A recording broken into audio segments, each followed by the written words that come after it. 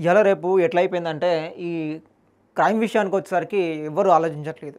అంతకుముందు ఎక్కడైనా క్రైమ్ జరిగిందంటే అసలు భయపడేవాళ్ళు, లేదంటే కంప్లెయింట్ చేసేవాళ్ళు, పోలీసులకు ఫోన్ చేసేవారు. కానీ ఇయాల రేపు క్రైమే చాలా సింపుల్‌గా అయిపోయింది.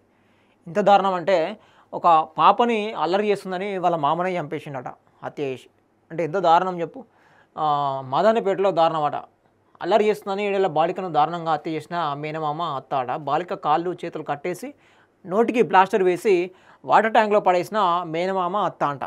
బాలిక తల్లితో కొంతకాలంగా ఆస్తి తగాదాలు జరుగుతున్న నేపథ్యంలో తరచూ బాలిక అల్లరి చేస్తుందని ఈ దారుణానికి ఒడిగట్టిన దుర్మార్గులంట. బాలిక కనిపించకపోవడంతో కుటుంబ సభ్యులు ఫిర్యాదు చేయగా విచారణలో బయటపడ్డ ఈ దారుణం అంట.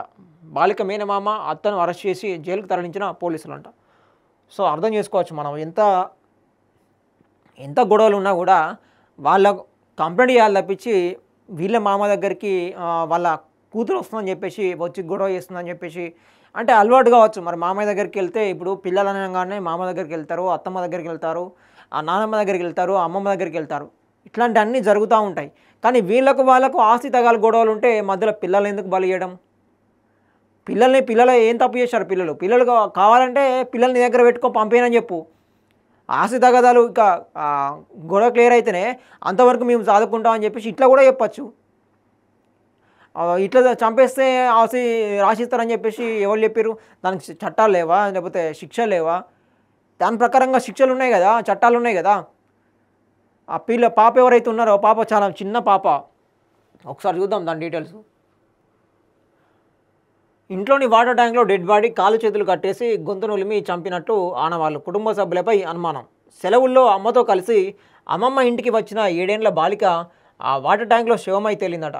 కాళ్ళు చేతులు కట్టేసి గొంతు నులిమి బాలికను హత్య చేసినట్లు తెలుస్తున్నది. హైదరాబాద్ పాత బస్తీలో మాదానపేటలో బుధవారం నమోదైన మిస్సింగ్ కేసు ఇలా చివరికి విషాదంగా మారిందట.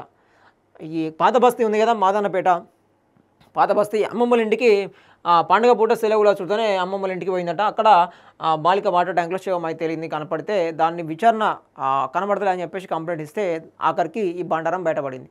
వాళ్ళ మామని చేసినట్టుగా బండారం బయటపడింది. ఇప్పుడు పోలీసులు విచారణ చేపడుతూ ఉన్నారు. మరి వీళ్ళకు వాళ్ళ సిస్టర్ ఎవరైతే ఉన్నారో వాళ్ళ సిస్టర్కు వీళ్ళకు వాళ్ళ మామకి ఎవరైతే ఉన్నారో ఈ పాప మామ కాబట్టి ఇంటికి వస్తూ ఉంటుంది, పోతూ ఉంటుంది. సో అక్కడ ఆడుకోవడం జరుగుతుంది. వచ్చి అల్లరి చేస్తూ ఉన్నారు. సో అల్లరి చేస్తే పిల్లలు ఎవరైనా కూడా అల్లరి చేస్తారు, లేదంటే అల్లరి చేస్తే తిరిగి పంపించేయాలి, తీసుకోమని చెప్పాలి. కానీ మీకు గొడవలు ఉంటే ఈ పాపను చంపడం ఎందుకు? అసలు ఇట్లాంటి చిన్న పాపలు చంపేటోని ముందుగా ఉరిశిక్ష చేయాలి వానికి. ఇట్లాంటి హత్య చేసినోని వాడిని కూడా హత్య చేసి పడేయాలి. ఉరిశిక్ష ఎత్తే కానీ అట్లాంటి శిక్షలు తీసుకొస్తే కానీ ఇవాళ రేపు తగ్గేటట్టు లేవు. అట్లనే తయారైంది ఇప్పుడు పరిస్థితి సమాజం కూడా. హైదరాబాద్ పాత బస్తీలోని మాదానపేటలో బుధవారం నమోదైన మిస్సింగ్ కేసు ఇలా చివరికి విషాదంగా మారిందట. కంచన్బాగ్కు చెందిన మహమ్మద్ అజీం, షబానా బేగం దంపతులు. వీరికి కూతురు హమయ్య అని సుమయ్య 7 సంవత్సరాలట.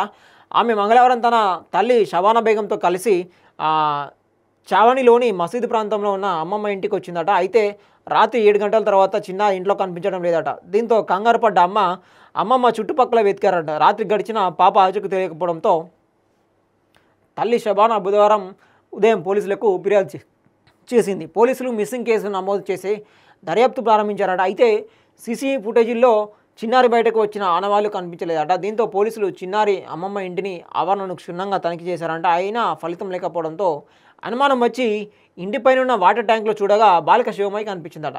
డెడ్ బాడీని బయటకు తీసి చూడగా చేతులు కాళ్ళు కట్టేసి ఉన్నాయి, గొంతు నులిమి చంపినట్టు పోలీసులు గుర్తించారట. అనంతరం మృతదేహాన్ని పోస్ట్మార్టం కోసం ఉస్మానియా హాస్పిటల్కు తరలించారట. క్లూస్ టీంను డాగ్ స్క్వాడ్ బృందాలతో దర్యాప్తు చేపట్టారట. కుటుంబ సభ్యులే ఈ ఘాతుకానికి పాల్పడినట్టు పోలీసులు అనుమానిస్తూ ఉన్నారట. చూచారు కదా, జస్ట్ వీళ్ళ అమ్మమ్మల ఇంటికి కంచన్బాగ్కు చెందిన వాళ్ళ అమ్మమ్మ ఎవరైతే ఉంటారో దంపతులు వారికి చెందిన అమ్మమ్మల ఇంటికి వెళ్తే తీసుకెళ్ళిన నైటే సాయంత్రమే 7 గంటలకు కనపడకుండా పోయిందట.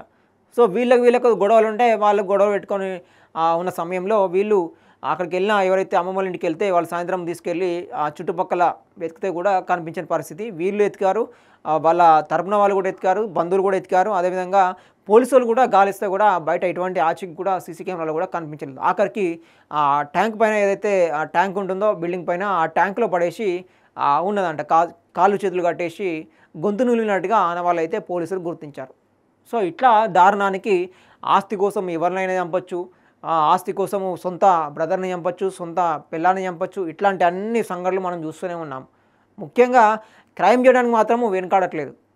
ఏదేమైనా కూడా వాళ్ళ అహంకారం కావచ్చు, వాళ్ళ ఆధిపత్యం కావచ్చు, భార్యాభర్తల మధ్య గొడవలు కావచ్చు, తండ్రి కొడుకుల మధ్య గొడవలు కావచ్చు, ఇట్లాంటి అన్నీ రోజు రోజుకు పెరిగిపోతూ ఉన్నాయి. కొంచెం ఒక్కసారి ఆలోచించి ఇట్లాంటి చిన్న పిల్లలు ఎటువంటి తప్పు చేస్తారో వాళ్ళకి ఏం తెలవదు. ఇక్కడికి రమ్మంటే అక్కడ రమ్మంటారు, అక్కడ కూర్చోండి అక్కడ కూర్చుంటారు. కొంతమంది పిల్లలు ఎక్కువ అల్లరి చేస్తారు. సో అల్లరి చేస్తే వాళ్ళ మీద ఉన్న కోపము, వాళ్ళ ఆస్తి తగదాలన్న కోపం వీళ్ళ మీద చూపిస్తే ఎట్లా? సో దీని మీద కూడా ఒక్కసారి పోలీస్ యంత్రాంగం కూడా ఆలోచించి తగిన చర్యలు తీసుకుంటే కూడా అసలు ఇప్పుడు వాళ్ళకి ఏం న్యాయం చేస్తారు చెప్పండి? ఇప్పుడు వాళ్ళు ఆ పాపను తీసుకొచ్చి ఇస్తారా, లేదంటే డబ్బులు ఇస్తారా, ఏం చేస్తారు? ఏం చేయలేరు. ఎన్ని డబ్బులు ఇచ్చినా కూడా మళ్ళీ ఆ పాప తిరిగి రాదు. సో ఏదున్నా కూడా ముందే ఒక్కసారి ఆ గొడవలు ఏదైతే ఉంటుందో ముందుగా సర్దుమనేటట్టు వాళ్ళు మాట్లాడుకుంటే కానీ, లేదంటే కోర్టుకి వెళ్ళడం కానీ ఇట్లాంటివి చేస్తే కానీ తగ్గని పరిస్థితి.